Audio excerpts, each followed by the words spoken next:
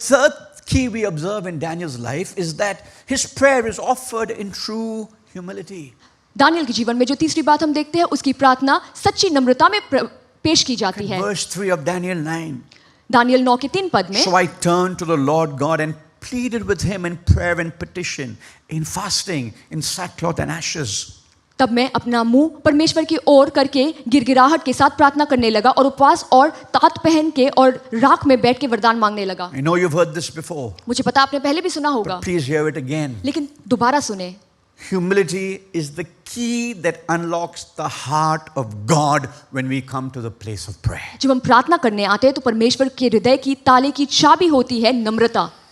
We recognize His greatness and majesty. हम उनके महानता और शान को स्वीकार करते हैं, And when we come into His presence, और जब उनकी उपस्थिति में आते हैं, His greatness and majesty उनकी महानता और शान के आगे should highlight our own sense of insignificance and lack of worth. हमारी अयोग्यता और तुच्छता को हमें जाननी चाहिए।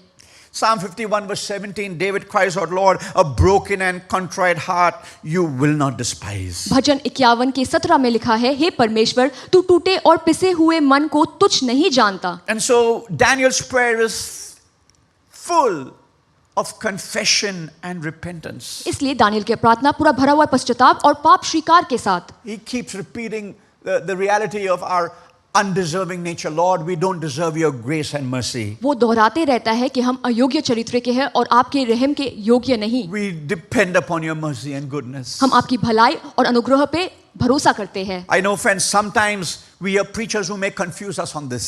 कभी-कभी कुछ प्रचारक इस बात में हमें उलझा देते हैं। It is true that we are children of God. ये सच है कि हम परमेश्वर के संतान हैं। It is true that He has given us right of access into His presence. ये सच है कि उनके पहुंच तक हमें उन्होंने पहुंच दी है। It's true, as the book of Hebrews says, chapter 10, we can come into His presence boldly. ये सच है कि इब्रानियों की पुस्तक 10 के जैसे लिखा हुआ है कि हम हियाव बांध के उनके आगे आ सकते हैं। But friends, we must never forget we are creatures coming into the presence of the awesome Creator. लेकिन हम इस बात को कभी ना भूलें कि हमें सृष्टि किया गया है और हम सृष्टिकर्ता के आगे आते हैं। So we can never be contractual or manipulative in when we approach God in prayer. तो जब हम प्रार्थना में परमेश्वर के आगे आते हैं, किसी सौदा या ठेका या उन्हें मरोड़ने के इरादे से ना आए। You know, we sometimes hear people saying, I'm fighting with God about this, I'm fighting with God about that. अक्सर कुछ लोग कहते हैं कि मैं परमेश्वर के साथ इस बारे में या उस बारे में लड़ रहा हूँ। Now that's okay as an expression of emotion. अगर वो आपकी भावना या जज्बात है तो ठीक है ऐसा कहना, We need to be very careful. लेकिन हमें सतर्क होनी चाहिए। We must never come to God in prayer with the posture, you know, God, I will do this, I have done this, so now God, you have to do this. हमें परमेश्वर के साथ ऐसे आसन में कभी नहीं आना चाहिए ये कहते हुए कि परमेश्वर मैंने ये किया है या मैं करूंगा तो अब आप ये करिए।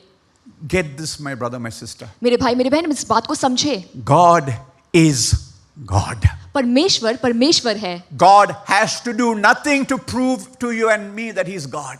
आपको और मुझे साबित करने के लिए उनकी जरूरत नहीं है कि वो परमेश्वर है। What He does say is, if my people who are called by my name, वो केवल ये कहते हैं, मेरे लोग जो मेरे नाम से कहलाते हैं, will humble themselves. खुद को नम्र करेंगे। He sets the terms of this conversation, friends, not you or I. इस बातचीत की जो शर्तें हैं वो तय करते हैं, आप या मैं नहीं।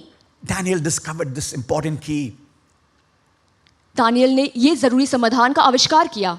Prayer that shapes history is offered in true humility. प्रार्थना जो इतिहास को आकार देता है वो सच्ची नम्रता से पेश की जाए।